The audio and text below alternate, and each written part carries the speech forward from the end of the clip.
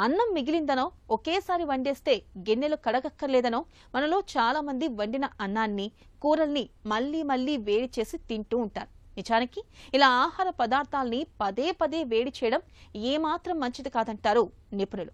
ఒకసారి వండిన ఆహారాల్ని తరచుగా వేడి చేయడం వల్ల వాటిలోని పోషకాలు కోల్పోవడమే కాదు, వాటిలో హానికారక విషతుల్యాలు కూడా ఉత్పత్తి అయ్యే అవకాశం ఉంటుంది.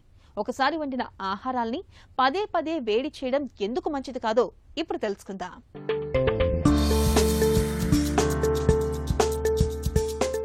ఒకసారి వండిన ఆహారాల్ని పదే పదే వేడి చేసుకుని తినడం మనలో చాలా మందికి అలవాటు. అప్పటికప్పుడు వండుకునే తీరిక లేక కొందరు, పడేయడం ఎందుకులే అని మరికొందరు ఒకసారి వండిన దాన్ని పదే పదే వేడి చేస్తుంటారు. ఇలా చేయడం ప్రమాదకరమని చెబుతారు పోషకాహార నిపుణులు.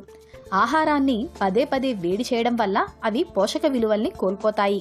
వాటి నుంచి విష పదార్థాల ఉత్పత్తి జరగచ్చు. ఆహార పదార్థాల రుచి కూడా మారిపోతుంది. ఫలితంగా తిన్నది సరిగా జీర్ణం కాకపోవడం, పొట్ట ఉబ్బరం, గ్యాస్ ట్రబుల్ వంటి ఇబ్బందులు తలెత్తుతాయి. ఇక ఆకుకూరల్ని, క్యారెట్లని అతిగా ఉడికించడం, రెండోసారి వేడి చేయడం రెండూ సరికాదు.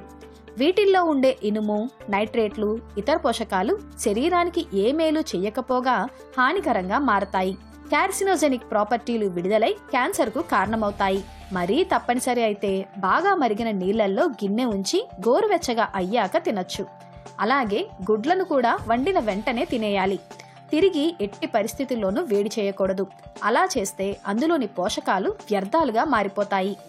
గుడ్లలో సమృద్ధిగా లభించే నైట్రోజన్ క్యాన్సర్ కారక ఫ్రీ రాడికల్స్ ని విడుదల చేస్తుంది. ఇక చికెన్ ని రెండోసారి హీట్ చేస్తే అందులోని మాంసకృత్తులు నశిస్తాయి. మాంసకృత్తులు అధికంగా లభించే పుట్టగొడుగుల్ని వండిన వెంటనే తినేయాలి.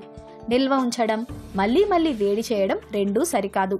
ఇలా చేస్తే అందులో ఉండే ప్రోటీన్లు విచ్ఛిన్నమై ఆక్సిడైజ్డ్ నైట్రోజన్ ఫ్రీ రాడికల్స్ చేరతాయి. దాంతో జీర్ణ సమస్యలు, ఇతరత్రా అనారోగ్యాలకు దారితీయచ్చు. వండిన ఆహారాలను ఎప్పటికప్పుడు తాజాగా తీసుకోవడం మన ఆరోగ్యానికి అన్ని విధాలా మంచిది.